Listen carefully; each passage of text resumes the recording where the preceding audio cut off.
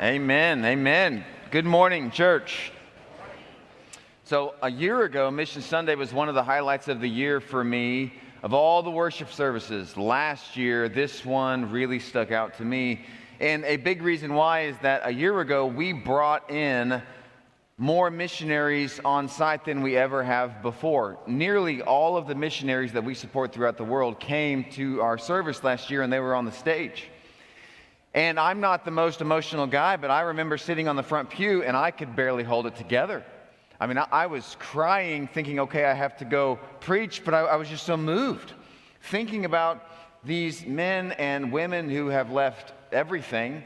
They left friends, they left family, they left comfort, the foods that they like, the stores that they know, spiritual support, all their routines. They packed up, they left, they went somewhere completely different to preach the gospel, and so I felt really inspired. And I felt really grateful for these men and women and their families. And at the exact same time that I had all these positive emotions, I also had this darker feeling last year. It was a slight sense of guilt. And what I've come to realize is that I'm not alone here. Many Christians at one point or another feel this. I have lost track of how many times someone behind closed doors has told me something along these lines. I want to do more. I just don't really know what that is. In other words, I want to do more for God. Like, we're inspired, we're Christians who want to do things for Jesus. We're just not exactly sure what that more is. So I feel that, and I'm the preacher here. I was sitting on the front pew, and I felt this with the missionaries, and I know that many of you feel that as well. You feel that when you've been watching TV for X number of hours, and then you think to yourself, what am I doing? Students, you feel that when you have more free time than you've ever had in the summer, and you enjoy it to some extent, but then you think, what am I doing? I want to do more for God, I just don't know what that is. Maybe you hit retirement and you think, this is great, I have all this time to serve the Lord, serve the church, but I don't exactly know where to start, don't know what the more should be. So here's a few thoughts on this feeling that a lot of us have. The first one is, you really are not alone. Doctor and author Maxwell Maltz, in one of his books, he estimates that 95% of people struggle with some sense of insecurity. That's a pretty high percentage. You know, one of the great ironies is after Mission Sunday last year, I went to a retreat with most of these missionaries out in western Oklahoma. And so I got to talk to a lot of them, got to hear their stories, and several of them said something like this to me. Because I asked them over meals, I would say, well, how was Mission Sunday for you? You got to be at home church, this church that supports you. You got to see all these people that love you. What was it like for you? And several missionaries said it was overwhelming. You all think that we're heroes, but you don't realize that I spend my days fixing my broken sink and going grocery shopping and mowing the lawn, and you think that we're heroes. Your church is the one. You guys are doing it. You're so involved, and you do so much ministry, and you do so much for the world. We felt inadequate. Isn't that interesting? We feel it on both sides of the missional aisle. In other words, everybody feels this way from time to time. I want to do more. I just don't know where to start. Second thought about this feeling many of us have is that the bright side of this thought, this feeling, is that this comes from God. The desire to do good is good. So Galatians, a very famous verse, Paul says, let us not become weary in doing good, for at the proper time we'll reap a harvest if we don't give up. So when you want to do something for the Lord, even if you don't know what that is, the desire itself is a good thing. Think about the opposite. It's not like you spend all day thinking to yourself, I really want to do evil today. So the desire to do good is good, even if you don't exactly know where to start. Third reflection is that the dark side of this sense that you want to do more is this. When taken to the extreme, it actually devalues the cross. We're saved by the death and the resurrection of Jesus. Paul says in Romans, while we were still sinners, Christ died for us. And so sometimes saved people get in the bad habit of trying to resave themselves by trying harder. That's not the gospel of Jesus. That's the gospel of self-actualization. And there is certainly a place for effort and for trying and for innovation in ministry, but the place for that is a response to what God has done for us, not a requirement that God places upon us. A fourth reflection about this idea that we want to do more but we don't know where to start is this. There's a really helpful first step in how to take this from just a feeling you have to action. And I'd like to spend just the rest of the message, a few more minutes, reflecting on what the first step might be. So Hebrews chapter 11 is a really important passage in the Bible. One of the most famous chapters in the whole New Testament, whole Bible. So we don't know who wrote the book of Hebrews. Some people think it might be Barnabas. Some people think it might be Apollos. Some people even speculate maybe it's Lazarus. But the reality is we don't know who wrote it. We do know that it was written later as far as when books were written. And so the events of the life of Jesus are several decades in the past. And so what the early church is struggling with is, how do we maintain our zeal for serving the Lord? And so the author of Hebrews is trying to rally the troops and get them to stay motivated to serve the Lord. And so he begins this famous chapter with this line in verse 3, by faith we understand that the universe was formed at God's command, so that what is seen was not made out of what is visible. So he doesn't emphasize the how of creation, but the who of creation. God did this. And then he goes on and he tells a version of the history of Israel by naming all of these men and women of faith who did great things. He lists 16 people by name, many others not by name, and he explains here's what these people did. So he lists Abel, Enoch, Noah, Abraham, Sarah, Isaac, Jacob, Joseph, Moses, Rahab, Gideon, Barak, Samson, Jephthah, David, and Samuel. And as he goes through each name, he says, here is something that this person did because of their faith. As I was rereading this chapter, I was struck by something that I hadn't noticed before.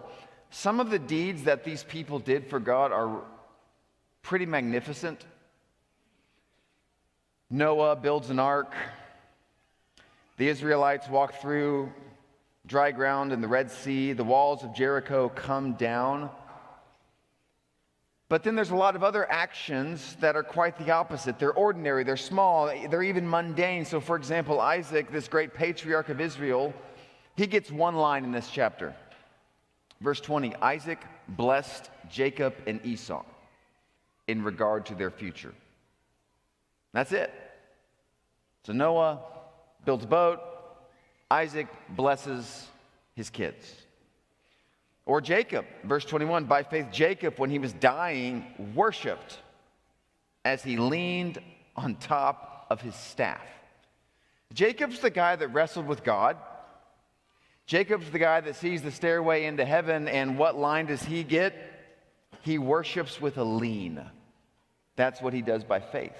We're thinking about Joseph, for whom nearly 13, 14 chapters at the end of Genesis are devoted to this one guy's story. And he does so many amazing things, rises to second in command of Egypt, saves the world from famine. And here's the line that Joseph gets in verse 22. By faith, Joseph, when his end was near, spoke of the exodus of the Israelites from Egypt. I mean, this is the guy that maintains faith when he's in the pit. And he maintains faith when he's in prison, and he resists the temptation of Potiphar's wife, and he forgives his brothers. But what does Hebrews point out? He makes a few remarks about the Exodus. That's it. This guy reverses world hunger, and he's known for just saying a few things about the Exodus. Or one more, let's talk about Moses. By faith, Moses. I mean, think about how many ways to finish that sentence. By faith, Moses defeated Pharaoh, walked through the Red Sea, initiated the 10 plagues, received the 10 commandments, saw the face of God. Here's how the author of Hebrews puts it. By faith, Moses chose to be mistreated along with the people of God, rather than to enjoy the fleeting pleasures of sin. And so here's the point. For all of us who struggle to feel like we want to do more for God, but we're not exactly sure what more is, perhaps we're looking in the wrong category of opportunity. It's really easy to connect more with its cousin in the English language, which is big. And yet one of the most consistent storylines in the Bible is the story of small. Week 1 of this series, we talked about the story of sacrifice. Week 2, we talked about the story of survival. This week, I want to reflect on the story of small. The little shepherd boy becomes king in the Bible. Elijah hears the still small voice of God. Ruth is loyal. Rahab hides the spies. Jesus is born in a manger. He enters Jerusalem on a donkey. A bottle of perfume is poured upon the body of Jesus, and that's included in the gospel story. And again, in Hebrews 11, we find that these people of faith, they worship God, they tell stories about God, and they resist sin. Those are the big things, but they're actually small. So think about it. Even in this worship service, you have already lived out at least 3 of the storylines from Hebrews chapter 11. 1 Corinthians chapter 1, verse 27, God chose the foolish things of the world to shame the wise. In other words, when you get this feeling of inadequacy, I wish I could be doing more for God. Remember this, more usually starts with small. The tree starts with the mustard seed. The meal for 5,000 starts with fish and chips.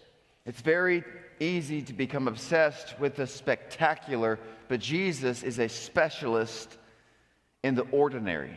In fact, look at this verse in Mark chapter 9. Anyone who gives you a cup of water in my name, because you belong to the Messiah, will certainly not lose their reward. Jesus pays attention to the cup of water.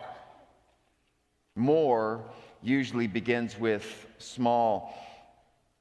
Each year on Mission Sunday, we support EEM, which is Eastern European Missions, and they're an organization in Europe that they do a lot of things, but one of the main things they do is they distribute Bibles. It's all over Europe. There's a missionary named David, and he was a partner with EEM, and he has a really interesting story. So in 2004, he goes to Romania to start a church. And one of the first things that he does is he partners with EEM, and he gets 250 children's Bibles, and he passes them around his community. And then he starts the hard work of church planting, and it's a slog, and it's week after week. It's difficult, but God blesses the work. And so a few years in, their church has started with 20, and then it's 30, and it's growing, and they're at a point now where they want to buy land and maybe build a building. And so they find this plot of land, and they start the paperwork, and they purchase this land, and they're doing all the red tape that you have to do to get this land, and they get pretty far in the process, and this other organization files some paperwork to block their purchase of this land. And so David, he starts to fight the legal battles and try to talk to the right lawyers, because he knows he's got the rights to build on this property. And so it ends up becoming quite the legal battle. It ends up going to the mayor of the city. And so the mayor calls this meeting between David and the party that's trying to block him from building this church. And so David's sitting in the mayor's office, and the blocking party is sitting on the other side of the room, and the mayor walks in, sits at his desk, and he says this: I've read over the documents, and I feel that it is good for our town to have another church. This meeting is over.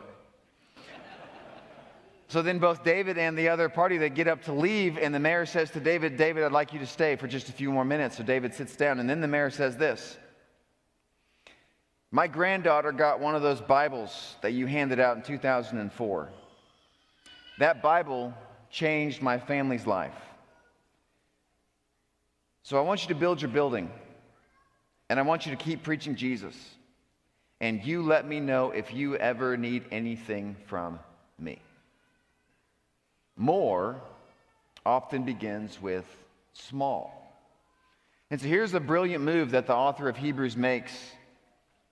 So in chapter 11, when he starts with the first character, Abel, everything he writes is in third person. He, she, they did this. When he gets to chapter 12, he changes the grammar. So here's how chapter 12 starts. Therefore, since we are surrounded by such a great cloud of witnesses, let us throw off everything that hinders and the sin that so easily entangles. Let us run with perseverance the race marked out for us, fixing our eyes on Jesus, the pioneer and perfecter of faith. So what's the author trying to do? He has this whole chapter. They're doing this, he's doing this, she's doing this, and then he gets to 12 and he says, we're doing this. It's his way of saying that we are part of the exact same story. It's a galvanizing call to live out the story of God for the new generation in their time and in their context. And so, by implication, we are part of this story too. This is our race to run, and so we do stand by this great cloud of witnesses, David and Moses and Abraham and Rahab and Ruth, and we are making the story come alive in our time. And so here's what we'd like to do for a participatory element this Mission Sunday. On the side of your pews, you're going to find cards that say by faith, and I'd like you to pass them around or pass them down the pew. There's 8 per aisle, and so it might not be that every single person in your pew gets an actual card, but our goal is that everybody writes on a card. So maybe you can share with the person sitting next to you. The prompt on the card says this: if Hebrews 11 were written in modern times, what is one thing you would want told about your life? And so we would like every single person in the room to write on a card just one sentence. You can write it in first person, I. You can write it in third person. You can say your name. But we want you to write something that you would want told about your life. And as I've been talking for the last few minutes, sure, this could be something big. Maybe you did something big. Maybe you wrote a book, or you started an orphanage, or you preached the gospel somewhere. Write that down. But it could be something really, really small. What would you want told about your story? We're going to sing a song, just one song. While you sing this song, I'd like you to get a pen out. You might have to share some pens. Write down what you want on your card, and then we'll continue with our worship service. Oh, glorious victory that overcomes the world. Thank you for doing that. So hang on to these for just a few minutes. We will use these later in the worship service. There have been a lot of people giving their life to Christ in baptism lately. I was at the latter half of our church camp with our high school students last week. We had several baptisms last week. 2 weeks from today, we're going to celebrate all the baptisms from this past year. We're going to sing a song right now, and if you've been thinking about making that decision, we want to give you the opportunity to do that on this Mission Sunday. Or as always, if you have prayer needs that you'd like us to bring before the Lord in a public setting, you're welcome to come share that with me. Let's stand and sing.